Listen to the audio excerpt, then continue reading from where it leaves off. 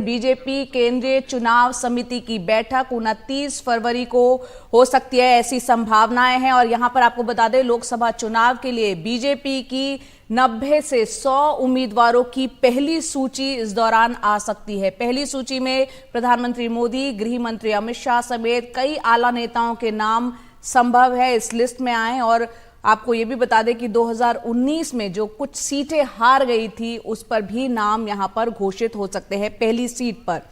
अखिलेश शर्मा हमारे वरिष्ठ सहयोगी हमारे साथ जुड़ रहे हैं, सीधा उन्हीं का रुख करते हैं। अखिलेश जी, इस बैठक से जुड़ी क्या जानकारी आ रही है? 29 फरवरी यानी परसों तक ये स्थिति साफ होगी? कितने उम्मीदवारों के ऐलान हो सकता है, पहली सूची आ सकती है, क्या डिटेल्स इस वक्त? देखिए, 29 फरवरी की शाम 6 बजे के बाद केंद्रीय चुनाव समिति की बैठक संभावित है। बीजेपी मुख्यालय पर प्रधानमंत्री नरेंद्र मोदी, बीजेपी अध्यक्ष जेपी नड्डा और तमाम जो केंद्रीय चुनाव समिति के सदस्य हैं वो इसमें हिस्सा लेंगे। और जो सूत्रों के हवाले से हमें जानकारी मिल रही है, इसके मुताबिक बीजेपी 90 से 100 लोकसभा सीटों के उम्मीदवारों के नामों का ऐलान कर सकती है। निश्चित तौर पर इस पर पीएम नरेंद्र मोदी, गृह मंत्री अमित शाह, रक्षा मंत्री राजनाथ सिंह, सड़क परिवहन मंत्री नितिन गडकरी जैसे तमाम जो वरिष्ठ नेता हैं, इनके नाम पहली सूची में हो सकते हैं। साथ ही ये भी सूत्र जानकारी दे रहे हैं कि कई जो सीटें बीजेपी 2019 के लोकसभा चुनाव में हार गई थी, वहां पर भी उम्मीदवारों के नामों का ऐलान हो सकता है।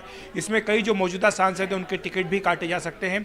साथ ही रणनीति के तौर पर बीजेपी ये भी कर सकती है कि यूपी और अन्य राज्यों में जहां पर विपक्षी दलों ने अपने उम्मीदवारों के नामों का ऐलान कर दिया, जैसे मिसाल के तौर पर यूपी में समाजवादी पार्टी ने अभी तक 30 से भी अधिक उम्मीदवारों के नामों का ऐलान कर दिया, तो उन सीटों पर भी बीजेपी अपने उम्मीदवारों के नामों का ऐलान कर सकती है। तो ये महत्वपूर्ण जानकारी मिल रही है सूत्रों के हवाले से। शनिवार को बीजेपी अध्यक्ष जेपी नड्डा के साथ कई राज्यों के कोर ग्रुप की बैठक हुई थी, जिसमें नामों को अंतिम रूप दिया गया है। और इसके बाद अब चुनाव समिति की बैठक होने जा रही है 29 तारीख को, जिसमें नामों पर मुहर लगा दी जाएगी।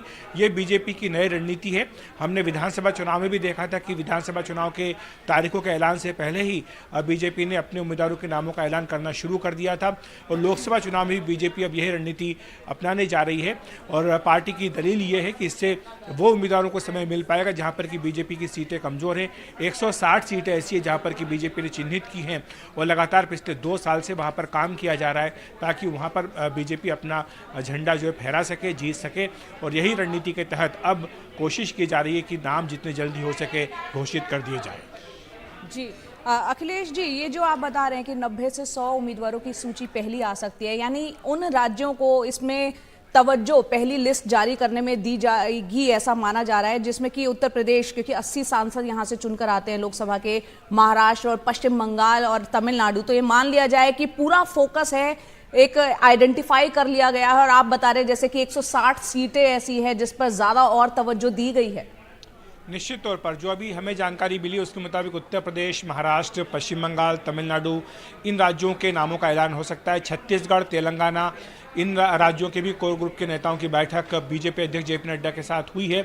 और इसमें भी जो नाम राज्य इकाई से आए हैं उस पर केंद्रीय नेतृत्व की ओर से चर्चा की गई है। और 29 तारीख की बैठक में मिक्स होगा, यानी जो पिछली बार सीटें जीती गई थी वहाँ पर भी उम्मीदवारों के नामों का ऐलान होगा, और जो पिछली बार चुनाव हारी थी बीजेपी वहाँ पर भी उम्मीदवारों के नामों का ऐलान होगा।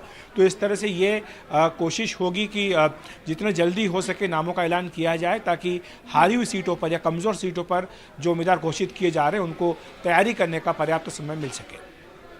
बहुत बहुत शुक्रिया अखिलेश जी इस पूरी जानकारी के लिए। तो 29 फरवरी वो तारीख है जब यहाँ पर बीजेपी की तरफ से एक पहली लिस्ट, पहली सूची लोकसभा चुनाव के मद्देनजर आ सकती है, ताकि ज़्यादा से ज़्यादा वक्त कैंडिडेट्स को मिल सके चुनाव की तैयारियों के लिए। और ख़ासतौर से यहाँ पर बीजेपी की कोशिश ये भी है, जिन पिछली बार 160 सीटें ऐसी थी जहां पर कमज़ोर स्थिति में थी बीजेपी, ऐसे में उन उम्मीदवारों को भी, उनकी सूची भी इसमें हो सकती है जिन्हें ज़्यादा वक्त मिले चुनाव की तैयारियों के लिए।